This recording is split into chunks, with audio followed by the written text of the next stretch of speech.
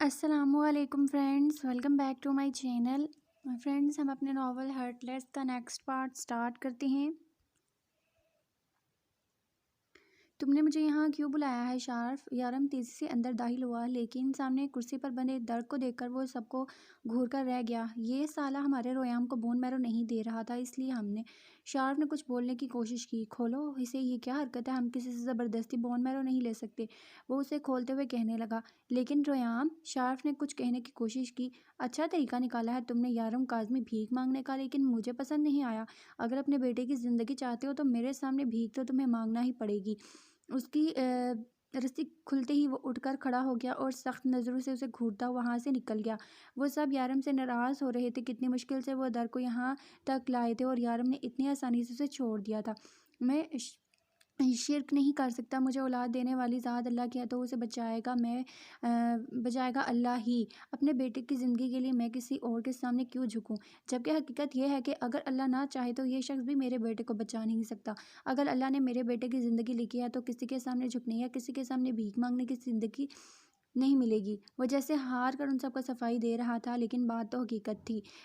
شاید در کو اس بات کا اندازہ تک نہیں تھا کہ وہ اپنی ضد میں اس سے کتنا بڑا گناہ کروانا چاہتا ہے۔ وہ اسے جھکانا چاہتا تھا، لیکن شرک کرنے جیسا گناہ تو وہ کبھی بھی نہیں کر سکتا تھا۔ اس کی روح اس بات کو سمجھ چکی تھی، وہ اسے رویام کے لیے شرک کرنے کا کہہ رہا ہے۔ وہ چاہتا تھا کہ وہ رویام کی زندگی کے لیے اسے بھیک مانگے، اسے اپنے بیٹے کے لیے سانسیں مانگے۔ روح نے خود بھی تو اسے یہی کہا تھا کہ ہم صرف ایک خدا کو ماننے والے ہیں۔ بے شک درگ بھی اس کی ذات کا ماننے والا تھا، لیکن وہ اپنی ضد میں اسے گناہ کی جانب دھکیل رہا تھا، اور بے شک شرک کی کوئی معافی نہیں۔ اس نے زندگی کے ہر موڑ پر اسے اپنے سامنے جھکانا چاہا۔ اس کا مقصد یہی یارم کاظمی کا غرور توڑنا تھا، لیکن اس غرور کو توڑنے کے لیے اس نے بہت غلط راستہ اپنایا تھا۔ ہاں، یارم کاظمی کو اپنے مسلمان ہونے پر فخر تھا، اسے اس بات کا غرور تھا کہ وہ ایک خدا کو ماننے والا ہے، اور اس غرور کو وہ کبھی ٹوٹنے نہیں دے سکتا تھا، بے شک اس کے بیٹے کی زندگی ہی کیوں نہ چلی جائے۔ وہ یارم کاظمی تھا، وہ اپنی زندگی کے فیصلے خود کرتا تھا، کوئی درکشم قیول خلیل آ کر اسے اپنے سامنے جھکنے پر مجبور نہیں کر سکتا تھا۔ یہ تو شکر تھا کہ اس کی فلائٹ مس نہیں ہوئی تھی۔ وہ وقت پر ایئرپورٹ پہنچ چکا تھا۔ اس کی حالت دیکھ کر ایک پل کے لیے ایئرپورٹ پر موجود لوگ اس کی جانب متوجہ ہوئے تھے، لیکن وہ نظر انداز کرنے کا فن جانتا تھا۔ وہ خود کو یارم سے اوپر نہیں سمجھتا تھا، لیکن اپنی ذات کو کسی سے نیچے سمجھ کر وہ اپنی ذات کو توہین نہیں کر سکتا تھا۔ وہ درکشم قیوم خلیل تھا، وہ سامنے والے کو اس انداز میں نظر انداز کر سکتا تھا کہ سامنے والا خود بھی کنفیوز ہو جائے کہ وہ دنیا میں موجود بھی ہے کہ نہیں۔ وہ وقت رہتے وہاں پہنچ چکا تھا، راکش پہلے ہی اس کے انتظار میں ایئرپورٹ پر تھا۔ تم خوشی سے رابطے میں ہو؟ وہ پری کا خیال رکھ رہی ہے؟ راکش کے نظر آتے ہی اس نے پہلا سوال اس سے ہی پوچھا تھا۔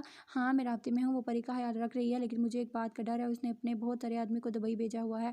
معصومہ ان لوگوں کی نظر میں ہے، یہ نہ ہو کہ کسی کو پری کے بارے میں کچھ پتہ چل جائے۔ مجھے یقین ہے کہ وہ لوگ معصومہ پر بھی حملہ زور کریں گے۔ مجھے سمجھ میں نہیں آ رہا وہ صرف معصومہ کو ہی ٹارگٹ کیوں کرتے ہیں۔ ان لوگوں کی نظر میں زینی مر چکی ہے، معصومہ کو لوگ مار دینا چاہتے ہیں، لیکن پری کے بارے میں تو وہ لوگ جانتے ہیں۔ وہ لوگ پری کو ڈھونڈنے اسے مارنے کی کوشش کیوں نہیں کر رہے؟ راکش اس کے ساتھ آئے ہوئے سوال کرنے لگا۔ ان لوگوں کو لگتا ہے کہ پری مر چکی ہے، ان لوگوں کو لگتا ہے کہ وہاں ہاسٹل میں جو لڑکی ملی تھی وہ پری تھی۔ کیا مطلب؟ میں کچھ سمجھا نہیں۔ کیا یتیم خانے میں بھی اس پر حملہ ہوا تھا؟ راکش پریشانی سے اسے پوچھنے لگا۔ ہاسٹل میں ایک لڑکی کو بے دردی سے قتل کیا گیا تھا، اس کا نام زویا تھا، اور وہ لوگ اس غلط فہمی میں تھے کہ ان لوگوں نے صدیق کی دوسری بیٹی کو جان سے مار ڈالا ہے، لیکن حقیقت تو یہ تھی کہ ان لوگوں نے پری کے سامنے زویا کو مارا تھا۔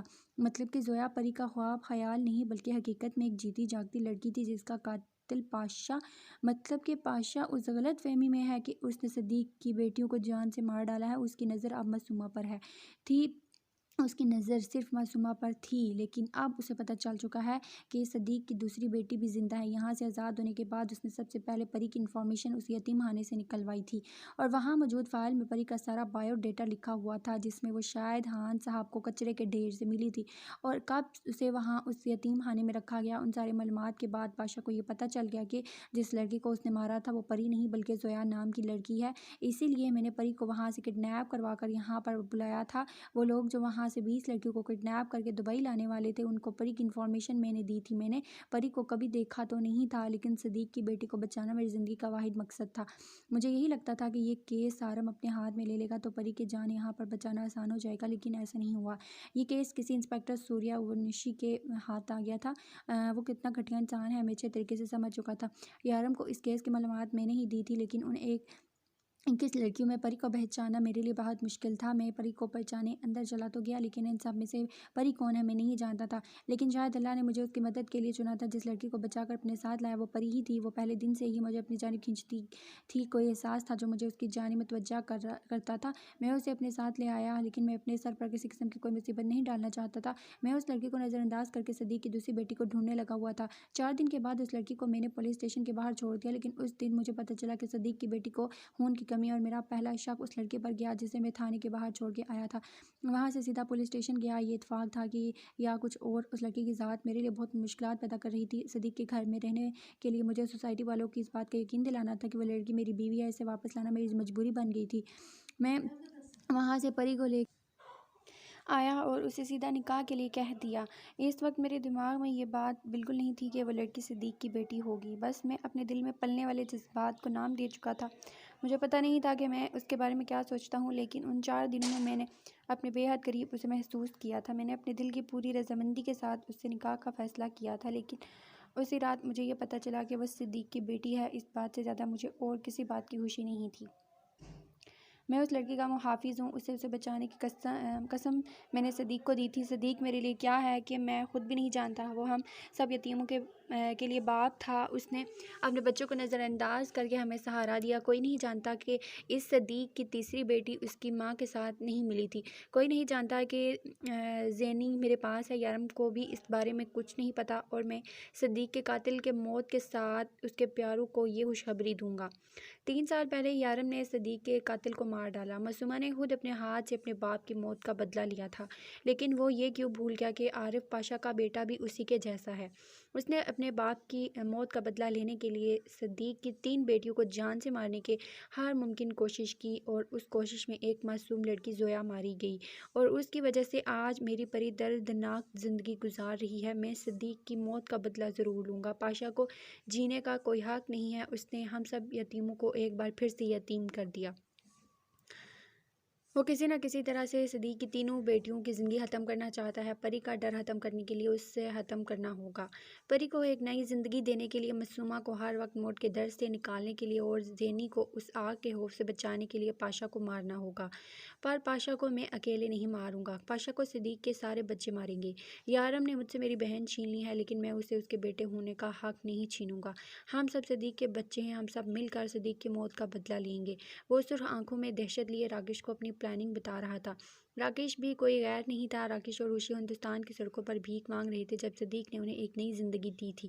وہ انہیں اپنے ساتھ دبئی لے کر لے آیا، 7 سال تک ان کی پرورش کی۔ یارم، سارم، ہیزر، شارف، لیلا، درک، خوشی، درکشم کے علاوہ نہ جانے کتنے لوگ تھے جنہیں صدیق ایک نئی زندگی دینے کے لیے اپنی زندگی کو نظر انداز کر گیا۔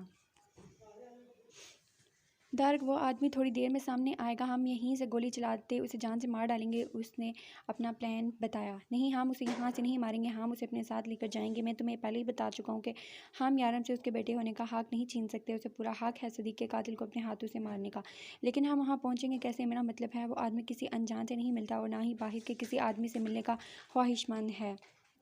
اور اگر اسے یہ پتہ چلے گا کہ ہم لوگ اسے جان سے مارنے آئے ہیں تو وہ ہم سے ملے گا ہی نہیں، بلکہ وہ پہلے ہی بھاگ جائے گا۔ راکیش کو اس آدمی کی سمجھ نہیں آ رہی تھی جس کے پاس صدیق کے قاتل کو مارنے کا اتنا اچھا موقع تھا، لیکن وہ اسے مار نہیں رہا تھا۔ ڈارلنگ، ہم اسے تڑپا تڑپا کر ماریں گے۔ وہ آنکھ دباتا مسکرا کر وہیں سے نیچے کی جانب جمپ کر گیا تھا۔ اس کا اشارہ ملتے ہی راکیش وہیں سے پیچھے کی جانب جھک گیا، جبکہ وہ آگے کی جانب آ گیا۔ کون ہو تم؟ کہاں گھسے آ رہے ہو؟ تمہیں اس طرح اندر آنے کی اجازت کس نے دی؟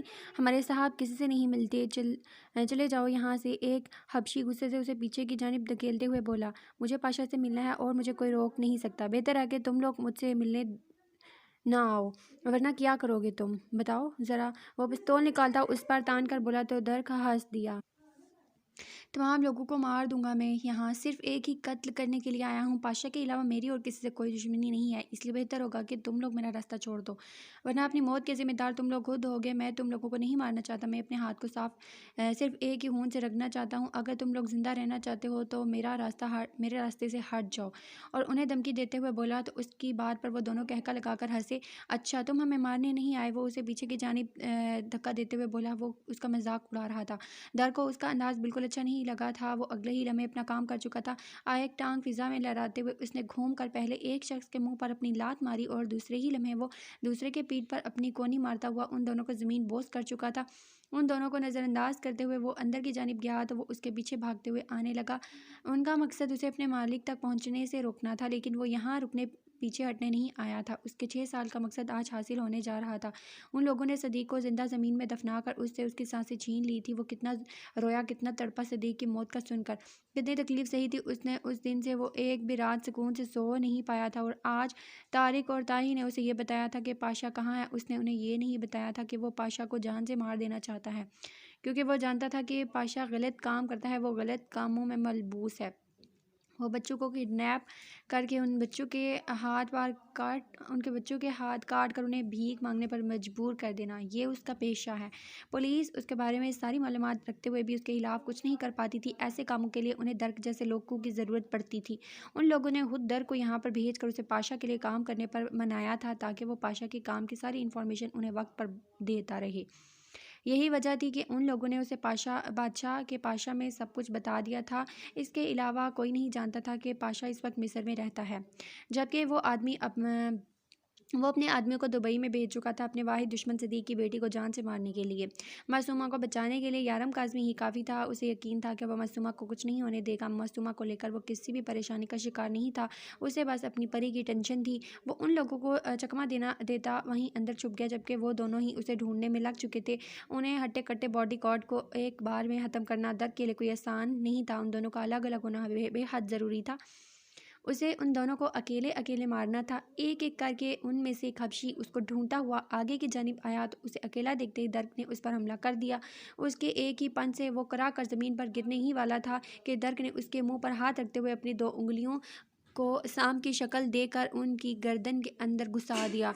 उसके बेहोश होते ही वो उसे ज़मीन पर धक्का देता बाहर निकल गया। अब दूसरे को उसके अंजाम तक पहुंचाना उसके लिए हरगिज़ मुश्किल नहीं था। उसके सामने आते ही दर्क ने एक टांग फिजा में लहराते उसके गर्दन के बीचों बीच वार किया। वो लम्हे में ज़मीन पर ढेर हो चुका था। उनका शोर सुनकर वो आदमी तेज़ी से बाहर निकला। उसे पहचानने में उसने एक सेकंड नहीं लगाया। उस अनजान को यहाँ देखकर वह समझ गया था कि यकीनन वो उसकी मौत का सामान करके आया है। अपने हाथ में मौजूद पिस्तौल से वार करते हुए वो दर्क के कंधे को जख्मी कर चुका था। दर्क इस तकलीफ को सहते हुए अगले ही लम्हे अपनी जेब से पाउडर निकालते हुए उसके ऊपर फेंक डाला। राकेश तेज़ी से उसके पीछे अंदर दाखिल होते हुए वो उस आदमी को गिरने से पहले ही थाम चुका था। तुम्हारे चेहरे पर क्या हुआ है? वो उसके चेहरे पर जख्मों को देखते हुए परेशानी से बोला।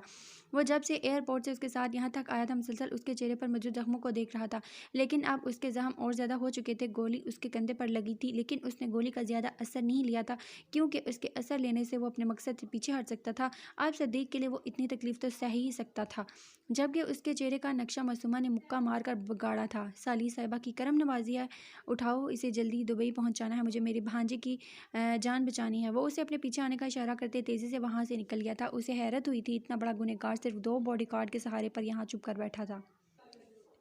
शाम के वक्त उसे फ्लैट में कुछ अजीब सी उलझन महसूस हो रही थी। डर भी लग रहा था ये ना हो कि कुछ उल्टा सीधा हो जाए। वो उस पर बहुत बड़ी जिम्मेदारी लगा कर गया था। वो किसी भी किस्म का रिस्क नहीं ले सकती थी। डर के हवाले से परी के साथ दुश्मनी अपनी जगह, लेकिन वो सदीक की बेटी थी, वो उसे खतरे में डालने का सोच भी नहीं सकती थी। वो फ्लैट के अंदर दाखिल हुई तो सामने ही परी जयनवाज बिछाए अपनी इबादत में मसरूफ़ थी। उसे देखकर मुस्कुराई। उसकी मुस्कुराहट का जवाब मुस्कुरा कर देते हुए उसने पूरे घर को चेक किया। कहीं पर कोई भी नहीं था, लेकिन अंदर एक डर पैदा हो गया था। उसे पता चल चुका था कि पाशा अपने बहुत सारे आदमियों को दुबई भेज चुका है और इसका मकसद मासूमा को कत्ल करना था, लेकिन परी भी उससे छुपी हुई हरगिज़ नहीं है। ये तुम क्या कर रही हो? एक हर हर एक चीज़ चेक कर रही हो, कभी दरवाजे चेक कर रही हो, कभी खिड़की, सुकून नहीं है क्या? वो उसे देखते हुए मुस्कुराते हुए पूछने लगा। तो खुशी ने एक नज़र से देखा, कोई भी नहीं है डार्लिंग, हवा होने की वजह से मुझे डर है कि तुम्हारी नाजुक से जान हवा में उड़ ना जाए, इसलिए सारे घर दरवाजे बंद कर रहा हूँ। वो उसे जवाब देते हुए अभी पीछे की तरफ बढ़ी ही थी जब परी चकराते सर के साथ ज़मीन पर गिरने लगी। तुम ठीक तो हो? कि भागते हुए उसके पास आई और उसे थाम कर सोफे पर बैठाकर पूछने लगी। मुझे मेरी तबीयत ठीक महसूस नहीं हो रही, मुझे शाम से चक्कर आ रहे हैं और हाथ पैरों में दर्द हो रहा है। अपनी तबीयत की नासाजी महसूस करते हुए उसने बताया ही ज़रूरी समझा। वो नहीं चाहती थी कि डर की गैर मौजूदगी में वो किसी पर भी बोझ बने। मैं तुम्हें अस्पताल लेकर चलती हूँ, मुझे भी तुम्हारी तबीयत बिल्कुल ठीक नहीं महसूस हो रही, तुम्हारा चेहरा भी सर्द पड़ रहा है और जहाँ तक मुझे लगता है हमारा फ्लैट में रहना ठीक भी नहीं है। आज का शार्फ भी यहाँ पर नहीं है, कुछ भी हो सकता है, वो बेहद कम आवाज़ में बोली। लेकिन परी ने फिर भी उसकी मुकम्मल बात सुन ली थी। क्या हो सकता है? और शार्फ वो सामने वाले फ्लैट वाले की बात कर रही हो ना तुम? उसने याद करते हुए पूछा। तो उसने हाँ में सर हिला दिया। हाँ, वो काफ़ी अच्छा आदमी है, मेरी काफ़ी मदद कर देता है। जब यहाँ होता है दर्द नहीं है तो मैं ही तुम्हें अकेले अस्पताल ले जाऊँगी, उसने बात बताते हुए कहा। चलो, मेरे ख्याल में अस्पताल जाना चाहिए। परी ने अपनी तबीयत मज़ीद ख़राब महसूस करते हुए कहा।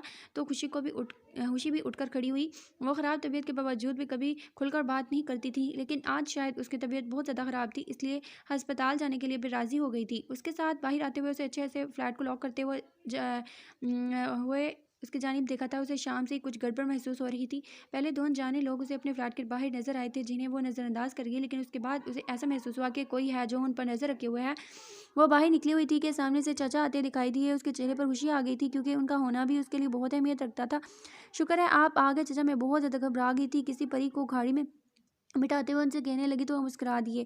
तुम्हें परेशान होने की ज़रूरत नहीं है, अल्लाह ने चाहा तो सब कुछ ठीक हो जाएगा। क्या हुआ है परी को? उसका चेहरा इतना जर्द क्यों हो रहा है? चाचा, वैसे आज परी पहली बार ही मिले थे परी से, लेकिन खुशी ने उन्हें यह बताया था कि वो खुशी और राकेश के दौर की रिश्तेदार हैं, जिस पर वो मुस्कुराते हुए उनसे मिली थी। चाचा, उसकी तबीयत बहुत ख़राब है, मैं उसे अस्पताल लेकर जा रही हूँ, आप भी मेरे साथ चलें। उसने गाड़ी की चाबी उनके जानिब बढ़ाई और कहा तो उन्होंने चाबी को फ़ौरन ही थाम लिया। दर जाने से पहले परी और खुशी की सेफ्टी के लिए बॉडीगार्ड का इंतज़ाम करके गया था। चाचा ना सिर्फ एक रिटायर्ड पुलिस ऑफिसर थे, बल्कि दर के एतबार के इंसान भी थे। वो खुशी और परी के मामले में सिर्फ उन्हीं पर ही यकीन कर सकता था। अस्पताल पहुंचते पहुंचते परी की तबीयत ज़्यादा ख़राब हो गई थी। उसका चेहरा तो जो जर्द हुआ सो हुआ, उसके जिस्म से जैसे जान खत्म हो गई थी। डॉक्टर ने उसे फ़ौरन इमरजेंसी वार्ड में शिफ्ट कर दिया था। उनके जिस्म में खून नहायत ही कम था। आप लोग इतने लापरवाह कैसे हो सकते हैं? सुबह से उनकी तबीयत ख़राब थी और आपने इतनी ज़्यादा लापरवाही का मुज़ाहिरा किया। हमें अभी ओ नेगेटिव ब्लड की ज़रूरत है, जाकर इंतज़ाम करें। डॉक्टर चाचा से सख्ती से कहते दोबारा अंदर चले गए थे। चाचा, अब क्या होगा? उसकी तबीयत बहुत ज़्यादा ख़राब हो गई है, मुझे बहुत टेंशन हो गई है। चाचा, हम क्या करेंगे? खुशी बड़बड़ाहट में कुछ भी समझ नहीं पा रही थी।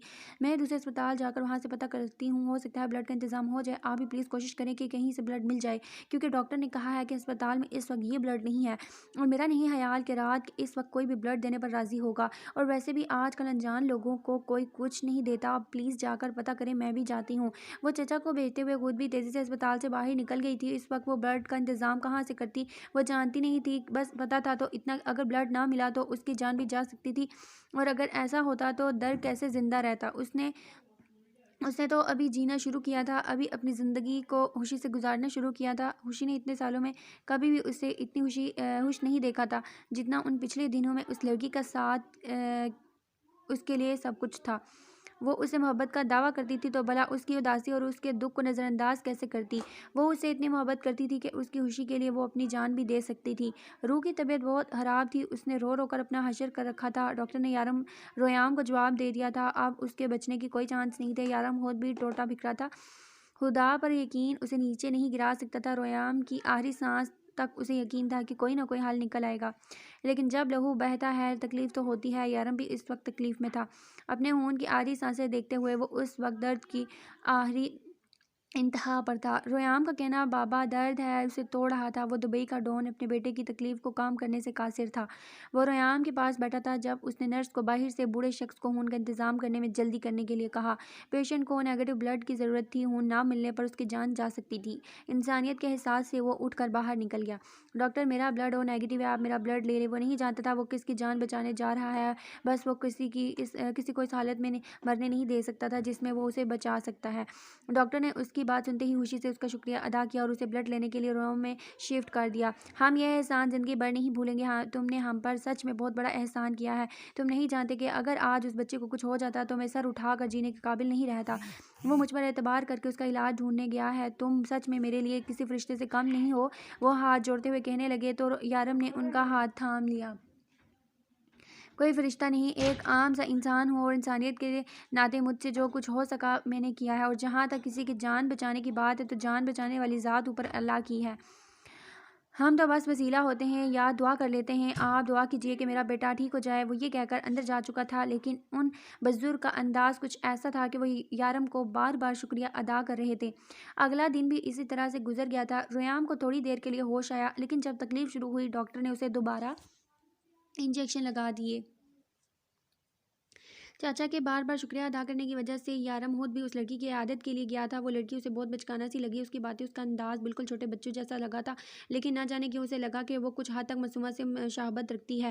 روح کی حالت اس سے دیکھی نہیں جا رہی تھی، اس نے زبردستی روح کو گھر بھیج دیا تھا۔ اسے یقین تھا اگر وہ یہاں پر رہی تو ریام کی حالت دیکھ کر وہ پہلے ہی مر جائے گی۔ سر ہم کچھ بھی نہیں کر پائے، کوئی اور انسان بون میرو دینے کو تیار نہیں ہے، اور یہاں پر جس بندے کا میچ ہوا ہے وہ بھی غائب ہو چکا ہے۔ آئی ایم سوری، لیکن ہم آپ کو کسی قسم کی کوئی جھوٹی امید نہیں دے سکتے۔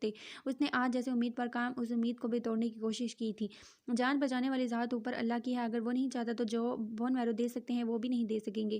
آپ لوگوں کا شکریہ کہ آپ اب تک اپنی کوشش جاری رکھے ہوئے ہیں۔ یارم ان لوگوں کا شکریہ ادا کرتا اندر ریام کے پاس آ گیا۔ اس کا ننھا سا وجود بے جان پڑا تھا۔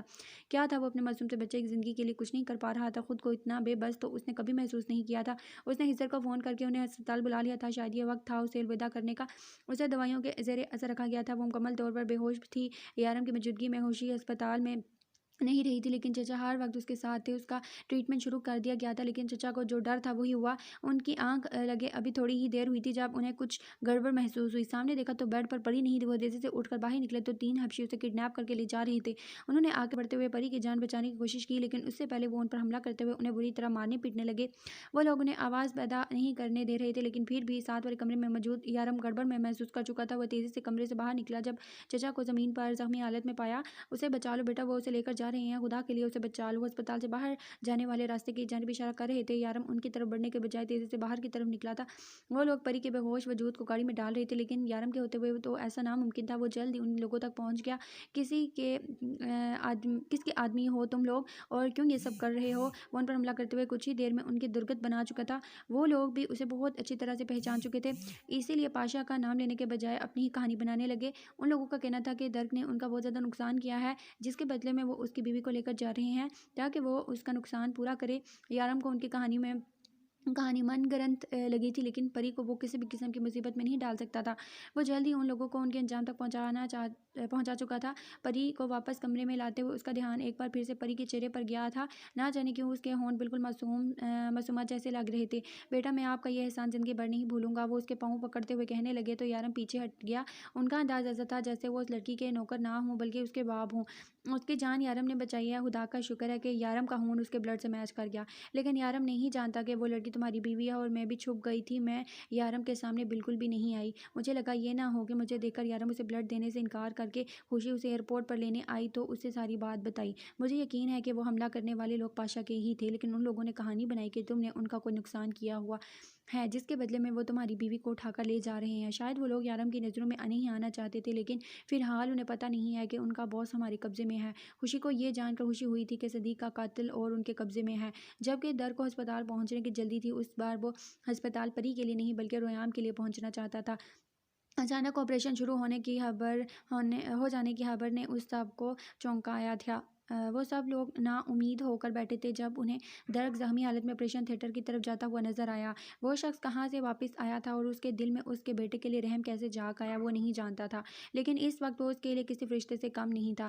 آپریشن کامیاب ہو گیا تھا، ان کے بیٹے کی جان بچ گئی تھی، وہ موت کے منہ سے واپس آ گیا تھا۔ اس چیز سے زیادہ خوشی کوئی یارم اور کسی چیز کی نہیں تھی، اور اس کے سینے پر سر رکھے مسلسل روئے جا رہی تھی، لیکن اسے اپنی باہوں میں لیے در کے چہرے پر مسلسل مسکراہٹ تھی۔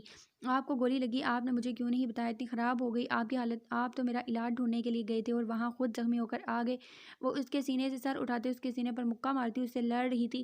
جہاں وہ تکلیف سے کرا اٹھا وہیں اس کے اس پیارے سے انداز پر اچانک اس کا چہرہ اوپر کرتے ہوئے اس کے لبوں کو اپنے لبوں کی قید میں لیا۔ بہت تکلیف میں ہوں اس وقت، یا تو میری تکلیف کو کم کرو یا پھر میرے اتنے باس نہ رہو کہ میں بے خود ہو جاؤں۔ اسے خود میں بیچتے ہوئے وہ اس حالت میں آیا۔ اس طرح سے بات نہ کریں، میں بہت غصہ ہوں آپ سے۔ وہ دوبارہ اس کے سینے پر سر رکھے ناراضگی سے بولی۔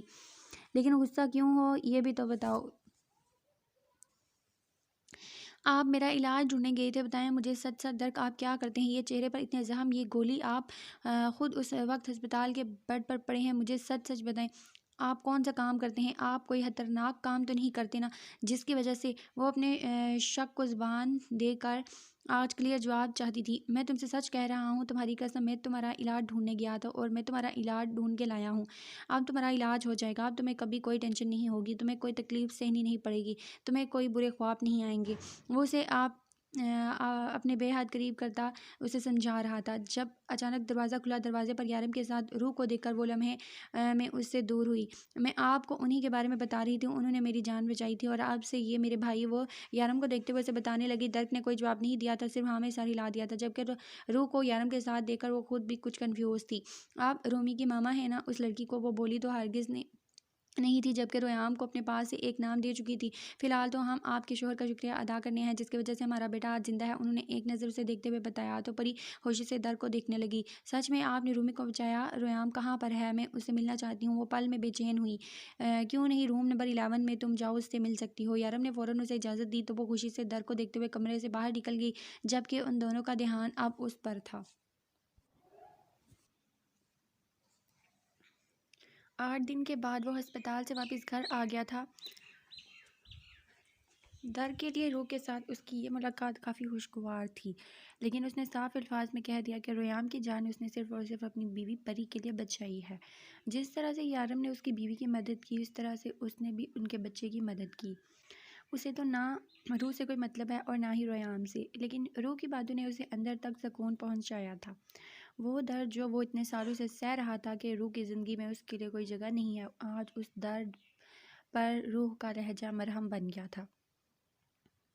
لیکن اب وہ اس بات کو قبول کر چکا تھا کہ روح کی زندگی میں اس کی جگہ نہیں ہے، وہ روح کی اس نئی زندگی میں نہیں آنا چاہتا تھا۔ روح اس وقت ایک خوشگوار زندگی گزار رہی تھی اپنے شوہر اور بچے کے ساتھ۔ وہ کسی بھی طرح اس کی لائف میں ڈسٹربنس کی وجہ نہیں بننا چاہتا تھا۔ ہاں یہ سچ تھا کہ روح کا وہ پہلا رشتہ تھا جو اسے دنیا میں ملا تھا۔ وہ لمحہ جب اس عورت نے کہا تھا کہ اس کے پیٹ میں پلنے والا بچہ اس کا بہن یا بھائی ہوگا، اس کا رشتہ اس کے ساتھ ہوگا، وہ دنیا میں آنے سے پہلے ہی اسے کتنی عزیز ہو گئی تھی۔ وہ کبھی بھی اپنے جذبات کو کھل کر اس کے سامنے ظاہر نہیں کرتا تھا، لیکن پھر بھی اس نے پل پل روح کے آنے کا انتظار کیا تھا۔ اتنا اذیت ناک تھا وہ لمحہ جب اس عورت نے کہا تھا کہ اب میری بیٹی کی ذمہ داری تم پر ہے، تم اسے سنبھالو گے، تم اسے پالو گے۔ لیکن وہ اس کے لیے کچھ بھی نہیں کر سکا تھا۔ قیوم خلیل اس کی ذات کو 800 روپے میں فروخت کر کے وہ اپنی بیٹی کو اپنے ساتھ لے گیا تھا، جبکہ اس عورت کے مرنے کے بعد ہی اس نے ہیزر کو دھکے مار کر اس گھر سے نکال دیا تھا۔ اگر تمہاری بہن ہی نہیں تو تمہیں خود پر بوجھ بنا کر میں کیوں پالوں؟ اگر تمہاری بہن مر گئی ہے تو تم بھی میرے لیے مر گئے۔ چھوٹو تو ویسے بھی اسے جان چھڑا رہا تھا، کیونکہ تاریخ گواہ ہے کہ اس شخص نے اپنی محنت کا ایک لقمہ بھی ہیزر کے منہ میں نہیں ڈالا تھا۔ چھوٹی سی عمر میں ہیزر نے محنت کر کے اپنے لیے نوالا کمایا تھا اور جس دن نہ کما سکا اس دن بھوکا سو گیا۔ وہ ایک غیرت مند باپ کا بیٹا تھا، لیکن افسوس کہ اس دنیا میں ایسے لوگوں کی کوئی جگہ نہیں۔ اس کے باپ کے مرتے ہی وہ دونوں بہن بھائی جیسے جینا ہی چھوڑ چکے تھے۔ ہیزر کے باپ نے نہ جانے کون سے برے وقت میں قیوم خلیل سے 1500 روپے کا قرضہ لیا تھا، جس کو چکانے سے پہلے ہی وہ انتقال کر گئے، لیکن وہ کہاں جانتے تھے کہ وہ 1500 روپے اس کی بیٹی کی زندگی کے لیے عذاب بن جائیں گے۔ ماں تو بچپن میں ہی چھوڑ گئی تھی، باپ کے جانے کے بعد جیسے اب سب کچھ ختم ہو گیا۔ ہیزر کی عمر اس وقت 13 سال تھی۔ اس نے دعویٰ کیا تھا کہ وہ اپنی بہن کو سنبھالے گا، وہ کسی کی غلامی نہیں کرے گا، اپنی بہن کا خرچہ خود اٹھائے گا، لیکن وہ 13 سال کا بچہ کر ہی کیا سکتا تھا اپنی بہن کے لیے؟ قیوم خلیل اس دعوے کے ساتھ آیا کہ ان کے باپ نے 1500 روپے کا قرضہ لیا تھا تو وہ کچھ بھی نہ کر سکا۔ قیوم خلیل نے 1500 کے بدلے ہیزر کی بہن سے نکاح کی شرط رکھی تھی۔ اس کی نیت نور پر ہمیشہ سے خراب تھی۔ وہ سرکاری افسر تھا، ایک تھانے میں حوالدار کی نوکری کرتا تھا۔ کوئی بھی آگے آ کر ان کی مدد کو تیار نہ ہوا اور 1500 روپے کے بدلے قیوم خلیل نے اس کی 16 سالہ بہن کو اپنے نکاح میں لے لیا۔ وہ تو ہیزر کو تب ہی اس کی زندگی سے الگ کر دینا چاہتا تھا، لیکن یہ تو ہیزر کا حوصلہ تھا کہ اپنی بہن کا ساتھ چھوڑنے کو تیار نہ ہوا۔ دن رات قیوم خلیل کی ماریں کھائیں، پھر بھی اس نے قدم پیچھے نہ ہٹائے۔ نہ صرف اسے بے وجہ مارتا تھا بلکہ اس نے کبھی اسے کھانے کو بھی کچھ نہیں دیا تھا۔ نکاح کے پہلے روز ہی وہاں سے گھر سے باہر نکال چکا تھا اور کہا تھا کہ اس کے گھر میں ان کے رہنے کے لیے نہ صرف کرایہ دینا ہوگا بلکہ اپنے کھانے پینے کا انتظام بھی خود کرنا ہوگا۔ قیوم حلیل کا پہلے سے شادی شدہ ہونا بھی ایک نعمت سے کم نہیں تھا۔ وہ اپنے گھر جاتا تو ہفتہ ہفتہ واپس ہی نہیں آتا تھا۔ اس کی 3 بیٹیاں تھیں جن سے وہ بہت محبت کرتا تھا، اور تعظیم ان کی خاندانی بیوی تھی جو اسے بے حد عزیز تھی۔ لیکن تعظیم کو اس کی دوسری شادی کے بارے میں کچھ بھی علم نہیں تھا، یہاں تک کہ قیوم اتنا زیادہ رنگین مزاج تھا کہ کھوٹے پر آنا جانا بھی اس کا عام تھا۔ کوٹھے میں موجود ہر عورت اس سے واقف تھی، اور نہ صرف واقف تھی بلکہ اس کے چرچے بھی بے حد مشہور تھے، کیونکہ کوٹھے کی سب سے خوبصورت وائف ریشم بھائی کو 12 سال پہلے اس کوٹھے پر بہلا پھسلا کر لانے والا بھی وہی تھا۔ لیکن یہ بات کسی کے علم میں نہیں تھی کہ وہ ریشم سے نکاح کر کے اسے وہاں لایا تھا۔ وہ بروز حشر اپنی کس زیادتی کا حساب دینے والا تھا، وہ اللہ کی ذات سے بہتر اور کوئی نہیں جانتا تھا۔ ریشم کے وجود سے ایک بیٹا بھی پیدا ہوا تھا جس کے بارے میں وہ سب کچھ جانتا تھا، لیکن اسے اپنا بیٹا قبول کرنے سے انکار کر چکا تھا۔ یہ حقیقت تھی کہ ریشم کو 1 ماہ تک اپنے نکاح میں رکھنے کے بعد وہ اسے کوٹھے پر بیچ چکا تھا۔ یہ لمحات اس معصوم لڑکی کے لیے کتنے اذیت ناک تھے جب اس بیوی کو ایک طوائف کے مرتبے پر فائز کیا گیا۔ یہ تو بس وہی جانتی تھی جس پر گزری تھی، لیکن جب کوٹھے کے بھائی نے اسے زبردستی غلط کام کرنے پر مجبور کیا تو اس نے اسے بتایا کہ وہ ماں بننے والی ہے۔ اس کی خوبصورتی کو دیکھتے ہوئے اس عورت کے دل میں یہی بات سم گئی کہ اگر بیٹی پیدا ہوتی ہے تو فائدہ انہی کا ہوگا، اور اگر بیٹا پیدا ہوتا ہے تو کسی یتیم خانے میں دے دیں گے۔ اس عورت نے 9 مہینے کا انتظار کیا تھا، لیکن درکشم کے روپ میں بچے کو دیکھ کر انہیں کوئی خوشی نہیں ہوئی تھی۔ وہ سب لوگ ہی اسے یتیم خانے میں پھینک دینا چاہتے تھے، لیکن ایک ماں کا دل ایسا تھا کہ وہ چاہ کر بھی اپنے معصوم بچے کو خود سے دور نہ کر سکی۔ لیکن اس بچے کو اپنے پاس رکھنے کے لیے بہت ساری تکلیفیں سہنی تھی۔ وہ خود کو بیچنے کو تیار ہو گئی۔ اس کوٹھے پر 12 سال گزار کر وہ درکشم کا ہاتھ نہیں قیوم کے ہاتھ میں تھما کر ہمیشہ کے لیے آنکھیں بند کر گئی۔ قیوم چاہ کر بھی اس بچے کو خود سے دور نہ کر سکا، کیونکہ اس عورت کے پاس نکاح نامہ اب تک موجود تھا۔ وہ پوری دنیا میں اس کی عزت کے چھترے کر سکتی تھی۔ وہ مجبور ہو کر اسے اپنے ساتھ لے آیا۔ اسے یقین تھا تعظیم اس کا جینا حرام کر دے گی، پورے خاندان میں اسے بدنام کر دے گی، اس لیے وہ اسے تعظیم کے پاس لے جانے کے بجائے نور کے پاس لے آیا۔ نور کے ساتھ اس کا رویہ بہت اچھا تھا۔ قیوم حلیل نے ہیزر کی طرح اسے بھی صاف الفاظ میں کہہ دیا تھا کہ تمہارے ساتھ میرا تعلق یہی تک تھا، اب آگے کماؤ اور کھاؤ۔ اسے بے وجہ ہی قیوم حلیل کو مار کھانی پڑتی تھی۔ ہیزر اور اس کا دکھ ایک جیسا تھا، لیکن اس کے باوجود بھی وہ ہیزر سے بہت زیادہ بات چیت نہیں کرتا تھا۔ لیکن نور اسے خاموش رہنے نہیں دیتی تھی، وہ اسے بولنے پر مجبور کرتی، اور پھر نور کو پتہ چل گیا کہ وہ اس کے پیٹ میں پلنے والی اس بات میں دلچسپی رکھتا ہے۔ وہ ابھی تک دنیا میں نہیں آئی تھی، لیکن اس کے باوجود بھی وہ اس سے محبت کرتا ہے۔ وہ پہلی ذات تھی جسے دیکھے بنا وہ اس کی محبت میں گرفتار ہو گیا تھا۔ حد ہوتی ہے دکش، آپ کو آرام کی ضرورت ہے، ایسا کیسے کر سکتے ہیں؟ ابھی آپ کو ہسپتال میں ہی رہنا چاہیے۔ بیکار میں اس ڈاکٹر سے اتنی بحث کی، آپ نے چلا تک نہیں چاہ رہا آپ سے۔ وہ اسے اپنے سہارے پر باہر لے کر آئی تھی، جس پر وہ جان بوجھ کر اس پر وزن ڈال رہا تھا۔ اس کی کمزور نازک سی ہڈیاں اس کا وزن اٹھانے سے قاصر تھی، اس لیے تو وہ ساتھ ساتھ اسے خوب ساری باتیں سنا رہی تھی جس پر وہ مسکراتے ہوئے انجوائے کر رہا تھا۔ یا اللہ، آپ کو کسی بلڈوزر سے کم نہیں ہے، اتنا وزن ہے آپ کا۔ وہ اسے صوفے پر بٹھاتی اپنا پسینہ صاف کرنے لگی۔ ہاں، جیسے بلڈوزر تو تم اپنے سر پر اٹھا کر گھومتی ہو نا، وہ ہنستے ہوئے بولا، اور اگلے ہی لمحے اس کا ہاتھ کھینچ کر اپنے بے حد قریب کرتے ہوئے اپنی گود میں بٹھا لیا۔ دکش، کیا کر رہے ہیں آپ؟ ابھی ہوشی آ جائے گی، بہت ہی گندے انسان ہیں آپ، کبھی بھی کہیں پر بھی شروع ہو جاتے ہیں۔ اس کا لمس اپنی گردن پر محسوس کرتے ہوئے پریشانی سے دروازے کی جانب دیکھنے لگی۔ آتی ہے تو آتی رہے، ہمیں ایک دوسرے کے قریب دیکھ کر خود ہی واپس چلی جائے گی۔ تم ہر کسی پر نہیں، صرف مجھ پر دھیان دیا کرو۔ وہ اس کی گردن پر جا بجا اپنے لب رکھتے ہوئے اسے تنگ کر رہا تھا۔ آپ بہت بے شرم ہیں حد درجہ، پتہ نہیں آپ ٹھیک کب ہوں گے، ہمیں جانا ہے نا۔ اس کے لبوں پر اپنا ہاتھ رکھتے ہوئے وہ بے حد معصومیت سے بولی تو درک نے اسے دیکھا۔ آخر اسے کہاں جانا تھا؟ کہاں جانا ہے تم نے؟ بتاؤ، میں بالکل ٹھیک ہوں۔ ہم دونوں ابھی لانگ ڈرائیو پر چل سکتے ہیں۔ مسکراتے ہوئے اس کا ہاتھ چوم کر اپنے سینے پر رکھ کر بولا تو پھر مسکراتے ہوئے نظر جھکا گیا۔ خود ہی ایسی حرکتیں کرتی ہو اور کہتی ہو کہ میں گندا ہوں، اپنے آپ کو نہیں دیکھتی تمہاری حرکتیں ہی ایسی ہیں کہ مجھے گندا ہونا پڑتا ہے۔ اس کے شرمانے پر اس کے لبوں کو چھوتا بے ہد ہو کر جھکا گیا تھا۔ دکش نہیں کرے نا، وہ اس سے دور ہونے کی ناکام کوشش کر رہی تھی کیونکہ وہ آج ضرورت سے زیادہ بے باک ہو چکا تھا۔ اچھا یار، پاس تو آؤ، نہیں کرتا کچھ بھی، کہاں جانا ہے؟ وہ ایک بار پھر سے بے حد قریب کرتا اسے اپنے سینے میں بیٹھ چکا تھا۔ رومی کو دیکھنے کے لیے۔ آپ کو پتہ ہے یہ جو ہمارے پڑوس میں نہیں رہتے وہ شارف بھائی، وہ ہسپتال میں تھے، وہ رومی کی ماما کے بھائی ہیں، تو مجھے بتا رہے تھے کہ رومی مجھے بہت زیادہ مس کرتا ہے اور مجھ سے ملنا چاہتا ہے۔ میں نے ان سے کہا کہ میں اپنے شوہر کے ساتھ آؤں گی، آپ چلیں گے نا ان لوگوں کے گھر، ہم رومی سے ملیں گے۔ وہ اسے بہت امید سے دیکھتے پوچھ رہی تھی، میری بات سنو، رشتے خون کے ہوتے ہیں اور یہ شارف ہے نا، یہ کوئی اس رومی کی ماں کا بھائی نہیں ہے۔ اس کے انداز میں نہ جانے کیوں پری نے جلن محسوس کی تھی، لیکن وہ بھلا اس سے کیوں جلے گا، وہ بھی روح کے بھائی ہونے کے ناطے۔ یہ سوچ کر وہ سر جھٹک کر اس کی بات غور سے سننے لگی۔ اور ہمیں کیا ضرورت ہے ان کے گھر میں جانے کی، وہ بچہ بچ گیا، بس ٹھیک ہے نا، آپ مزید ان لوگوں کے بیچ میں گھسنے کی کیا ضرورت ہے، وہ خوش رہیں اور ہمیں خوش رہنے دے، بس بات ختم۔